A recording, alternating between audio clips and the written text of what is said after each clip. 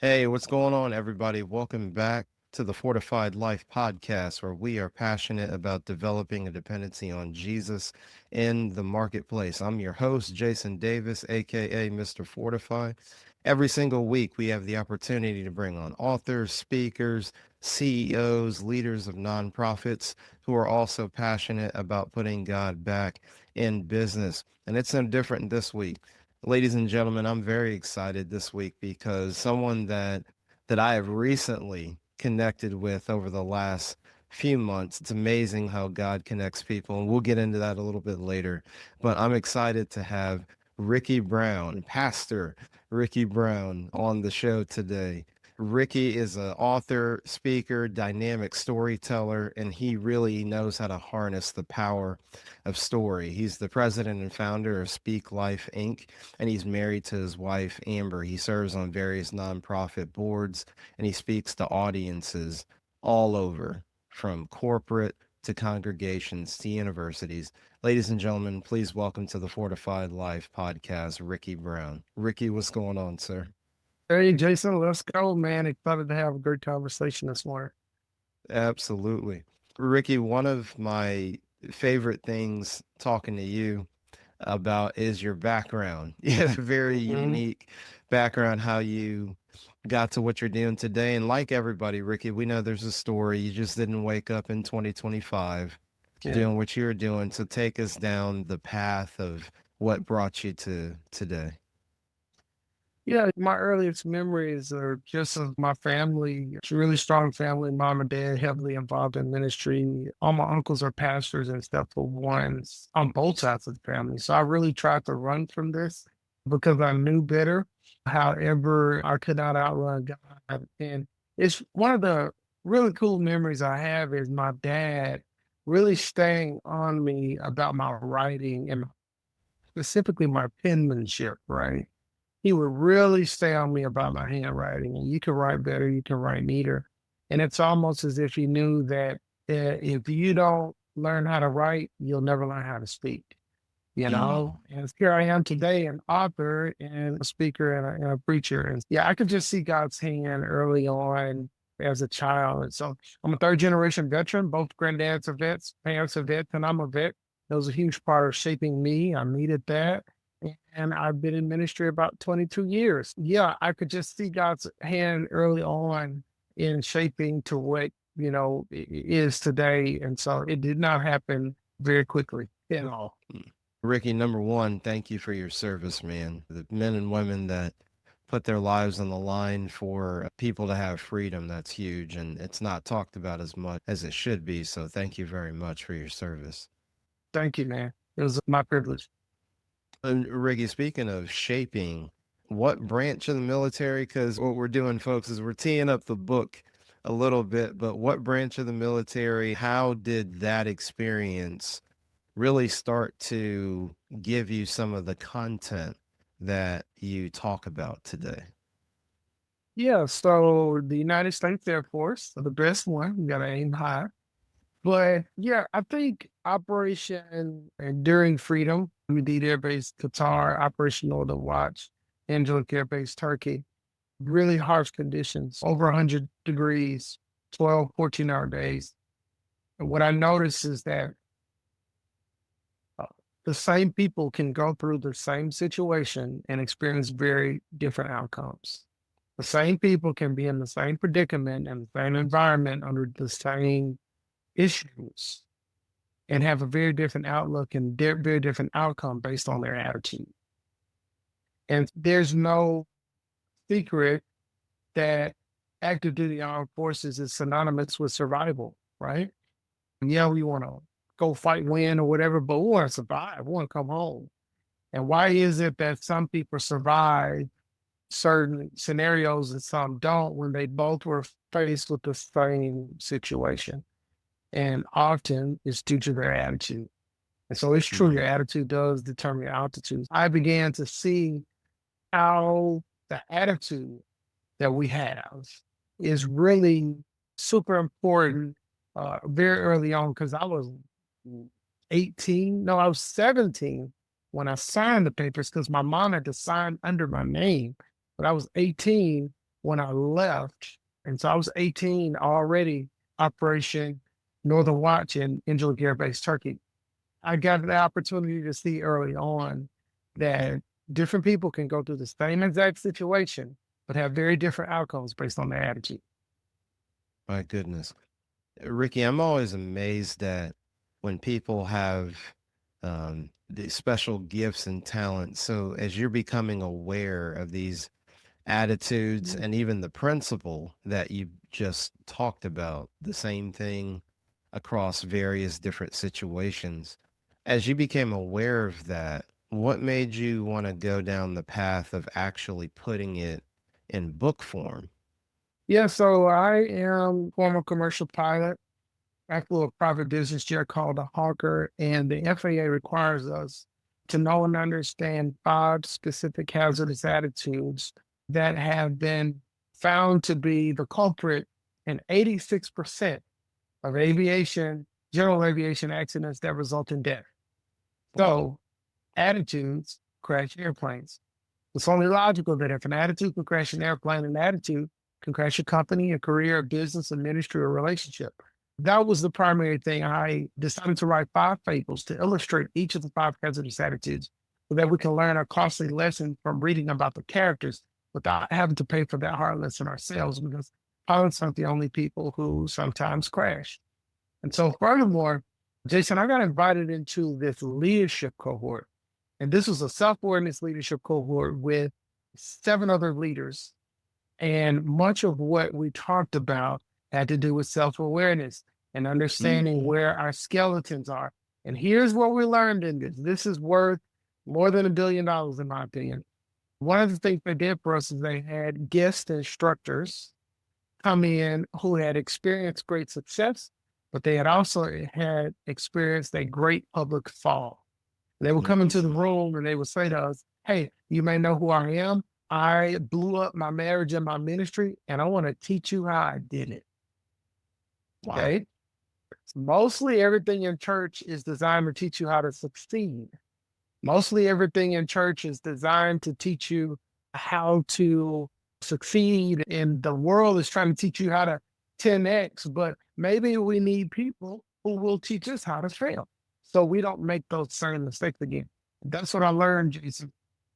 Saw that there were light bulbs, if you will, going off above the heads of my cohort mates because many of us were making some of those same mistakes because we didn't know that X could lead to Y or could lead to Z. And so those were the two primary thrusts or inspirations behind the five hazardous attitudes. Wow. Wow. That's huge. I'm getting excited, Ricky, because folks, I've already read the book and I got to tell you, Ricky, I'm not just saying this because I know you or because me being a big reader and it's oh man, it's a good book, folks. I'm telling you, it's a powerful book because and we could talk about this in a second, Ricky. When you're reading a book like this and you're looking at attitudes like this, you can't help but take a introspective look at yourself, almost like a mirror. And that's why, Ricky, it's one of my favorite books that I've read here in 2025, but really just one of my favorite books, period, is it really highlighted to your point what you're saying. There's so many books that talk about your how to's and maybe even why to's, but maybe taking a step back and say, hey, let's go a little bit underneath the surface. And I believe that's what these attitudes do. And so, Ricky, let's go through them. The first one is invulnerability. It won't happen to me. In noticing and becoming aware of that attitude, what's wrong with invulnerability? Oh man. What's wrong with invulnerability is it can happen to you and it will with that attitude. I was talking to a guy here in the North Fulton County area, and he tells an amazing story of how he lost $48 million in a real estate deal in one deal. Wow. And he did something that he knew he should not do. He acted as though he were invulnerable. Okay. And he leveraged 90% of his liquidity against one deal. Wow. And what happened was he was planning to be the largest stakeholder owner in a high rise in Miami. And he did all his due diligence, or so he thought. And there were some important items left out of the EPA report. And Mm, this land had all kind of issues with it, EPA wise. And he didn't get that. So he lost that investment. Okay. And I asked him, I said, man, why, you're a smart guy. You were smart enough to even have $40 million. So why would you leverage 90% of your liquidity against one deal when that's a very basic investment, if you will? And here's what he said, Jason. He says, I knew I shouldn't have done it, but I did it anyway, wow. you know? Mm, And so why? And he said, because I was consumed with what if? What if it works? I'm going to be the mm. largest stakeholder in this high rise building in Miami, and it's going to catapult the rest of my business onto the next level. I knew I shouldn't have done it, but I did it anyway. He believed that he was in. And this is why this one is so important, is because Jack be nimble, Jack be quick, Jack jump over the candlestick. The way the nursery rhyme goes is that he could jump over it and get as close to it as he could without the light going out. But it's gonna go out one day, right? It's gonna go out one day. Dealing with the attitudes of invulnerability up front while the losses are low would be wise for all of us to do. Ricky, with this hazardous attitude right out the gate, and I know you've dealt with this in workshops and training, you get the people that are pushing back like, Ricky, but wait, there's all this stuff about carpe diem and seize the day, and you got Mhm. to take risk. So, what are those conversations like with those individuals and when you're doing training sessions? Because what's the Mhm. proper way to even look at risk when Yeah. you've got these different mentalities that people have? And some people attribute their success to, I've always been forward or aggressive or whatever it is. And you're telling kind of the cautionary tale. So, what is the balance there when you have that type of person? Yeah. So this question is the one I get every single time we Mhm. talk about invulnerability. And here's what I want you guys to know. It's all about balance, right? So we cannot do anything without taking risk. If you get out of the bed, you could tear your meniscus or your ACL getting out of bed. Yeah. If you know me, I fly airplanes. I'm gonna line up with the runway, put the power all the way forward, go 130 miles an hour, and leave the ground. That's risky. You Yeah. cannot fly an airplane without taking risks. You can't run a business without taking risks. You can't get married without taking a risk. You think that this person is the right one, but maybe there's some things that are hidden, you know what I'm saying? But you should not take unnecessary or foolish risks. Okay. If on the first date he has a bloody axe in the back of his seat, then maybe not date this guy. You know what I'm saying? So there Well, are levels to the amount of risk that we take. I'll give an example. This is a political statement. Elon Musk has been successful hedging his bets against less than desirable outcomes. But that same attitude caused him to lose $170 billion in 1 week. You see what I'm saying? So yeah. you have to look in the closet, get your own self in check, and realize, am I taking a necessary risk for my business or life, or Mhm. am I acting with a hazardous attitude of invulnerability? That's good wisdom there, Ricky. The second one, folks, the book's called The Five Hazardous Attitudes Ways to Win the War Within. We just talked about invulnerability. It won't happen to me. The next one, Ricky, I can do it. Macho. Mhm. Tell us Yeah, about this one. this is your friend that's always at the party saying, hold my beer, watch Mm, this. And let's be honest, the last thing you want to hear your pilot say is, hey, watch this. Because now you're acting in with an overinflated sense of self-ability. You want a pilot who is safe, who is not given to proving themselves, who doesn't have an attitude that says, Oh, there are thunderstorms in the vicinity. There's lightning, there's wind shear and hail, but I can do it. No, that is not the kind of pilot that you want. Not to be an armchair investigator, but there's a terrible tragedy in India just yesterday morning. And when you look at the information so far, there were several systems that were inoperable on the airplane before they took off. Several systems. Okay. Now, there's something, not to get too far in the weeds, there's something called an MEL. It's the minimum equipment list. It tells you what can be broken and what cannot be broken for you to still operate a commercial flight and take off. And if, and I say if, the captain or the airline chose to operate that flight when items on that list were inoperable, or items, or you needed items on that list that were not operable, then what a macho attitude to say, I can do it. Yeah, I don't have this system, I don't have that, but I can do this one. And so it happens all the time. It happens to physicians, it happens to surgeons.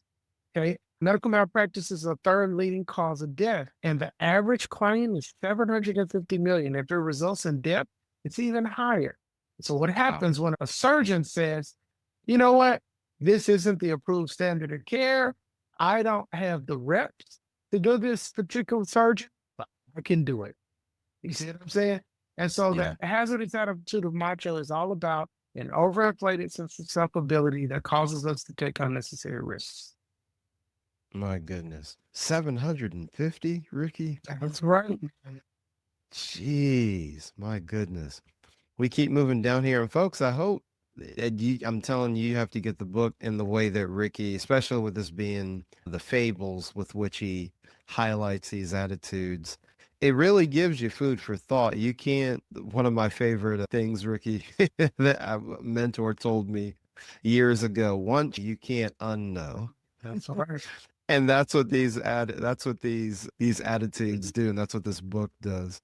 So the third one, Ricky, do something, impulsivity. Yeah. So here's the aviation example of this. When they put you in the simulator, if man, it's just like a real jet, is except you never leave the ground. It is really real can be. They put you, it moves around, throws you around. They are going to the guy on the computer controlling it. He's going to throw at you 12 to 14 emergencies in an hour and a half. They're going to blow up your left tire, blow up your right tire. They're going to kill your engine. They're going to put a bird through your windshield. They're going to have a deer run out on the runway. They're going to give you all of these kind of emergencies in a very short amount of time. Pilots leave the simulator with their shirt soaking wet because it is just that it's very intense. And one of the things that happens with impulsivity is, say they kill your left engine, you need to secure that engine, make sure it's not on fire, and officially starve it of fuel and shut it down. And what happens is pilots, when the simulator coach kills their left engine, the pilot will accidentally shut down the right one. And so 2 minus 2 equals what? Zero. And that's due to impulsivity. That's due to acting before you think. So these are your friends that constantly have to apologize for thinking too soon or responding too soon or hit a reply all too soon. The antidote to this one is just not so fast, think first. And that's the key important thing, Jason. Every single one of these hazardous attitudes has a corresponding antidote so that we don't suffer the consequence of having a hazardous attitude. My goodness. Ricky, before I go to the next one, I realized I had forgotten one. I was trying to do them in order, but how could we not talk about anti-authority? Don't tell Yes. me. So anti-authority is a hazardous attitude of people that do not like folks telling them what to do. Unfortunately, you can go on YouTube and listen to cockpit voice recordings of pilots arguing with air traffic control about the fact that they don't like the instructions they've been given. Okay.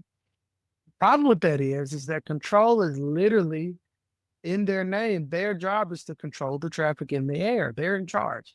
So what happens when a person has unresolved trauma in their life? Because as I prepared to write this book, I interviewed several psychologists, and they have all verified that often hazardous attitudes are due to unresolved trauma. So when a person has unresolved trauma in their life, maybe their parent, their authority figure in their life, did not exhibit the best stewardship over their authority. When a person is developing their beliefs around authority, then that person can carry an anti-authority attitude through their life. And we've seen this over and over again where anti-authority is the hazardous attitude of people that don't like being told what to do. But the antidote to that is follow the rules that are usually right. So here's the difference. I have been given instructions by an air traffic controller that would have cost me my life if I didn't second guess. But that's one out of 10,000. You see what I'm saying? One out of 100,000. So yes, there is appropriate time to verify and re-verify. But if you challenge authority at every turn, that's a hazardous attitude of authority. Wow. My goodness. Ooh, folks, if it's getting warm, it's because it is. The heat's getting turned up. Telling you, it's a cautionary tale. And this last one, Ricky, and I have to say, even when I read it, this last one really causes you to like, this can be a real eyebrow raiser, and that is resignation. What's the use? Yeah, man. So this is the hazardous attitude that causes us to prematurely end what would have otherwise been fruitful. It causes us to quit too soon. And there's a passage that says, don't be weary in well doing, for you shall reap your just reward in due season if you do not faint. That lets me know that often, right before reaping season, there's a fainting season. There's a season where you feel like you're going to faint, right? And so even Pastor Lee Jenkins, your pastor, spoke several weeks ago, and he said that this hit me square in the forehead. Like a ton of bricks, he said, every season of great fruitfulness in my life or great blessing has been preceded by a season of great brokenness. Mm, And that's something that we don't often want to hear, but that's the doggone truth. yeah, Resignation is the one that causes us to prematurely end what would otherwise be successful and causes us to feel, I can't make a difference. I've done all that I can. And so the antidote to resignation is I can make a difference. that's huge, Ricky. And I think it's fitting that the book would end with that one being the final one because all of them in their own right, each attitude cause you to take a step back. But resignation really, it's one thing to do something prematurely from an aggressive standpoint, but ending something because you did it too soon, that's going to the other end of the spectrum. And so I appreciated how you highlighted that attitude. Ricky, talk for a second because what's unique is you have these attitudes in the aviation background. These, you talked about the principle. Hey, this applies across the board. Talk about some of the work from a training consulting perspective, because folks, you'd be surprised some of the industries that Ricky works with, flight schools, but talk about what's the response and the dialogue like when you're unpacking these with different organizations. Yeah, something really, really cool that happened was right after the book released, the VP of HR at a major film studio here in Atlanta read the book and she said, I really need you to come in and do a leadership workshop seminar. And so I did that. And the next day they called me back and said, hey, we want you here for the next 6 months, which was amazing. It's a $900 million company. Not the name drop, but what made the owner famous is dressing up in a wig like her grandmother. I'll leave it at that. But so it was awesome to be on that 330-acre campus, challenging the hearts and minds of their mid-level managers and leaders. And as you can imagine, there's a lot of attitude on the movie. Then also a medical CEO. Again, that's how I knew that stat. It's because she called me up. She says, hey, listen, these 5 hazardous attitudes lead to medical malpractice. This is why. It's because of anti-authority, invulnerability, impulsivity, macho, resignation. Beyond that, church leaders and organizations, because originally Remember, that was a cohort of pastors that I was invited to. These are pastors that are coming in and saying, "Hey, listen, you may know me. I blew on my marriage and ministry. I want to teach you how I did it." To be honest with you, Jason, it's great to speak to corporate America. It's great to work with various industries, especially safety driven industries, because these are originally safety principles to prevent pilots from crashing airplanes. So if you're in an industry that has safety issues or OSHA and you or want to prevent safety issues, this is exactly for your industry. The number one message that I get, the number one email that I get is from pastors. Like, hey Wow. man, this book is speaking to my heart. I really need a change.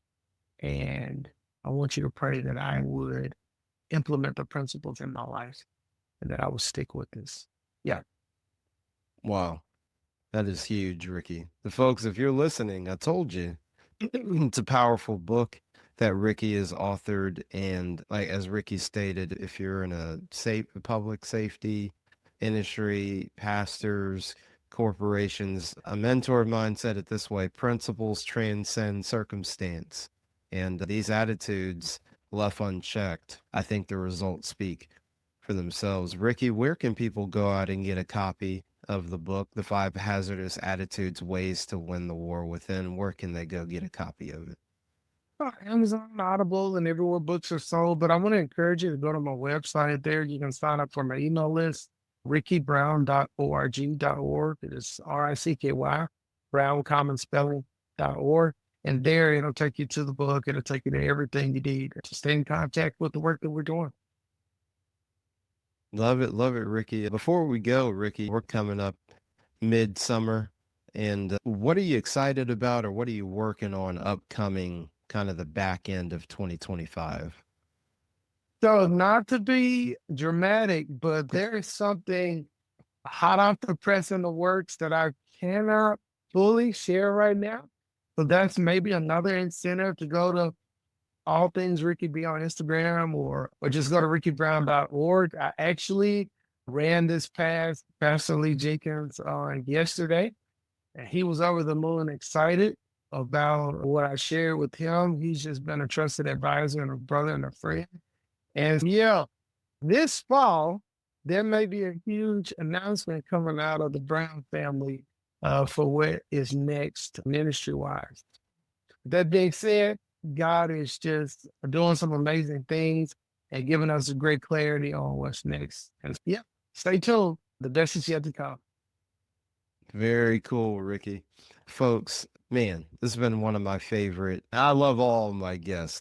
I just love Ricky's heart, and I love what God is doing in his life, and I love the book too, Ricky. It just, especially in these days with everything going on, it's needed. So folks, we'll have everything in the show notes so you'll know where to get the book. We'll have Ricky's website, his social media. Any parting words you want to leave the listeners with before we leave, Ricky? Yeah, I would say whether you are a person that is concerned as to whether or not you might be exhibiting hazardous attitudes or you're leading people and you want to make sure that they don't self sabotage and have a very short lived success. This is a great framework for you.